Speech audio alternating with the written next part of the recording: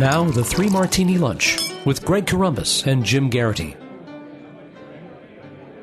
And welcome, everyone, to the Wednesday edition of the Three Martini Lunch, along with Jim Garrity of National Review. I'm Greg Corombos of Radio America. We have good, bad, and crazy martinis for conservatives today, Jim. And as usual, our good martini means something bad is happening to one of the major party presidential nominees. Today, it's Hillary Clinton. This story actually broke yesterday, thanks to the Associated Press doing a lot of digging into Hillary Clinton's calendars while she was Secretary of State and realizing who she was meeting with outside of government officials and foreign dignitaries and so forth. Here's CBS News explaining what the AP discovered. According to the Associated Press, at least 85 of 154 people from the private sector who had meetings or phone calls scheduled with Clinton donated to the Clinton Foundation or to its international programs. This information comes from a review of State Department calendars released to the Associated Press. In total, the 85 donors contributed as much as $156 million, the AP reports. At least 40 of them donated more than $100,000 individually, and 20 gave more than $1 million individually.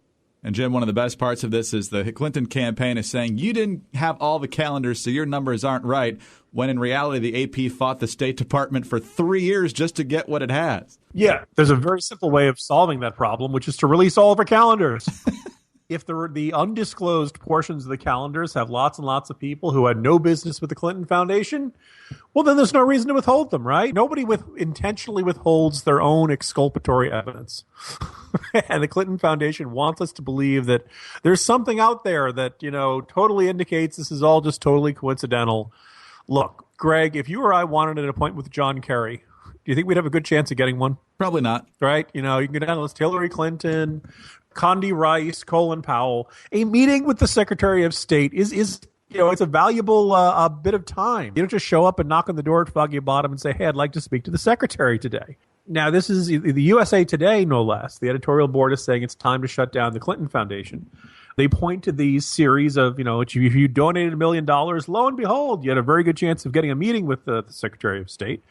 They also point out, look, she gave key State Department aides permission to work for the Clinton Foundation while they worked at State and drew paychecks from a Clinton-affiliated for-profit consulting firm. I believe that's Teneo, and that probably applies to, I think they have Huma Abedin in mind when they discuss this. Emails from her private server reveal communications between Foundation representatives and her aides about setting up meetings between America's top diplomats and the Clinton Foundation's top donors, including Gilbert Cheggary, a Lebanese-Nigerian billionaire.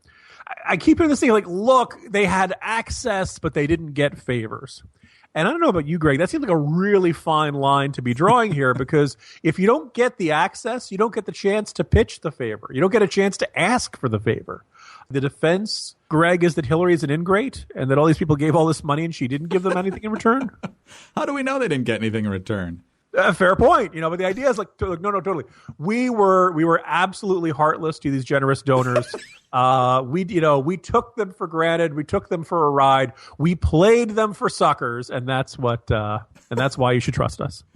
Oh yes, trust. That's what they've built up. Not the kind of crook who stays bought, I guess, is the defense we're seeing here. Once again, Hillary Clinton's on the defensive, and now it turns out, Jim, just as an aside, that her plan is not to really respond like a 5-alarm fire, according to Politico. She's just going to basically try to run out the clock because she thinks the people are tired about her scandals and that no matter how bad her scandals are, they still prefer her to Trump. This is a good segue to our bad martini. Greg, football season is nearly here. Does it feel like we're watching one team take a knee in the third quarter? All right, victory formation. All right, everybody line up. Everybody try to avoid the fumble with Herm Edwards grabbing it and carrying it back. Just take a knee, run out the clock. It's not even September yet. The sad thing is it might work. Right now I've seen a poll that they're tied in Missouri. Utah still looks okay, so there you go. Even with that, Trump critics. That's right. Even with McMullen factored in, Trump's still up double figures in Utah now. So breathe easy. Breathe easy, Team Trump. Okay, on to the bad martini now. And this is courtesy of Anthony Fisher over at Reason.com's Hit and Run blog.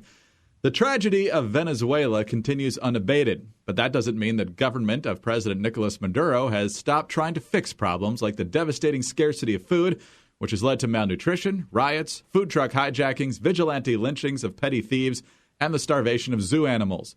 No, Maduro hasn't admitted the failure of Chavismo, the brand of Bolivarian socialism imposed on the oil-rich country by his late predecessor, Hugo Chavez. Instead, Venezuela's embattled leader has launched a war on anxiety. The National Superintendency of Fair Prices has reportedly instituted a policy of fining bakeries that allow lines to stretch out their front doors, according to the Pan Am Post.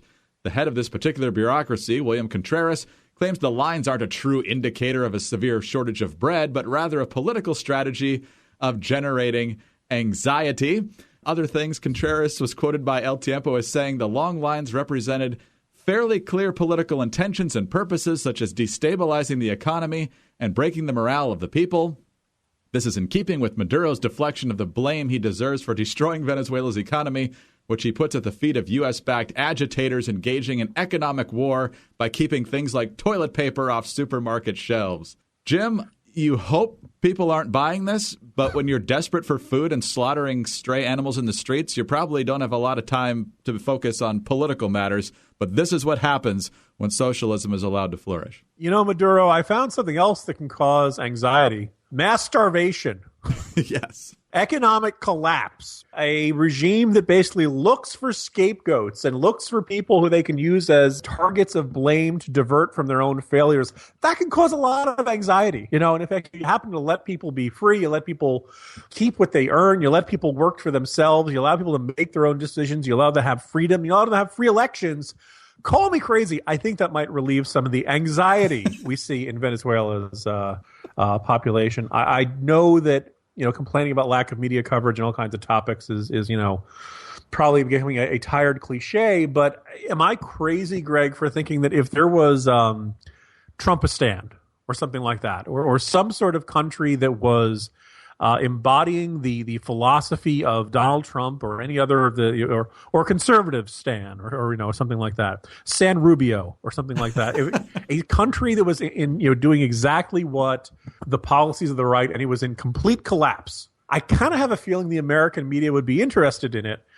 Here we have socialism, the philosophy of Bernie Sanders, being tried on a massive scale, quite arguably destroying the country, that whatever comes out of this, it's not the Venezuela that we once knew, and it may never, if rapidly approaching the status of failed state, of near anarchy, a total collapse of rule of law and order and a functioning society. And it's kind of a, you know, back of the foreign page story, right? I mean, aren't they like one step away from cannibalism? Pretty much. Right? I mean, like this, you'd think that would be, hey, what led to this? But, you know, the simplest explanation, I guess, in the minds of most American leftists, you know what they see in Venezuela? Just bad luck. Yeah, they just didn't do it right. It wasn't pure enough socialism. Couple more disturbing parts to this story. Quote, even in a time of crisis when infants are dying in electricity-deprived hospitals, Maduro insisted on putting on a brave face and keeping with his government's practice of lavishly asinine spending by dropping over $400,000 on a week of celebrating the 90th birthday of Fidel Castro. He also goes on to talk about this whole battle over both the cause and greater meaning of the long line at bakeries must come as a shock to former presidential candidate Bernie Sanders, who once argued that bread lines in socialist or communist countries were a good thing because they proved everyone is suffering equally. That's the guy that almost half of the Democrats wanted to be president of the United States. You know, I always thought that the North Korean regime was the worst one on the entire planet. But, you know, kudos, Venezuela, Maduro. You're really giving them a run for their money. Or maybe I should say a run for their lack of money. Amazing. Well, that is a truly bad martini. Let's move on to the crazy. And, Jim, you addressed this, I don't know if it was yesterday, certainly sometime earlier this week, about the rumors flying around about Hillary Clinton's health. They're certainly taking up a big chunk of the Drudge Report and other places on the Internet. Rudy Giuliani famously said that there was something to this story because he read it on the Internet. Dr. Ben Carson has a more sober approach to this. He was on, I believe this is Morning Joe. He's speaking with Mike Barnicle and Willie Geist, and here is their conversation. But the implication from Rudy Giuliani, what do you think about that? Sowing a seed of doubt about a person's health based upon something he read on the Internet. Well, you know, as a physician, physicians and scientists generally will not make a diagnosis based on something that they see from a long distance. They want to have the facts. And so you would have no diagnosis yourself on Hillary Clinton, Dr. Carson? My diagnosis would be that anybody who is elderly should expose their records, and we, the people, should know what they are, because it's a very stressful job. It's not an 8-hour-a-day job. It's 24/7, and we need to make sure that that is taken care of. And you agree Donald Trump should be held to that same standard, because he hasn't done that either? Absolutely, without question.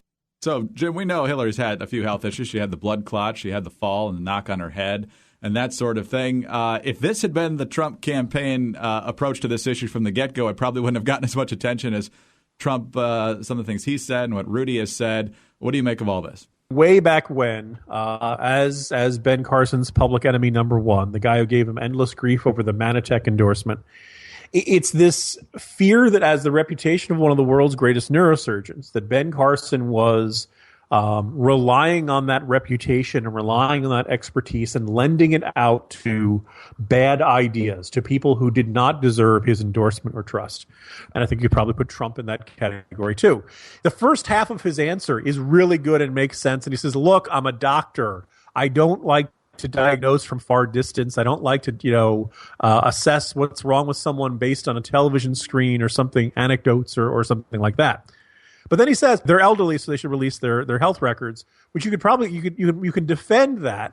Except the problem is when a doctor comes out and says this, you know how this is going to be interpreted, right, Greg? Dr. Ben Carson wants Hillary Clinton to release her health records. It's a very short step from saying, yeah, everybody has a general policy of disclosure should do so, to making that statement and suggesting that either or both have something to hide. We don't know that Hillary Clinton has a terrible health ailment. She certainly seems to be maintaining frequent enough public appearances and rallies and things like that. Now, I do kind of wonder, Greg, does maybe she has the kind of health ailment that means she can't do a press conference for like 260 some days? Potentially. She's got an allergy to press conferences. Maybe that's what it is, that she can only handle the questioning from Jimmy Kimmel and people like that. There are theories on the internet about why she's not having the press conference, and it's not just about scandals, it's about health. You'd think that, she can't think on her feet, she gets easily confused. You'd think we would manifest itself at one of these rallies or something like that.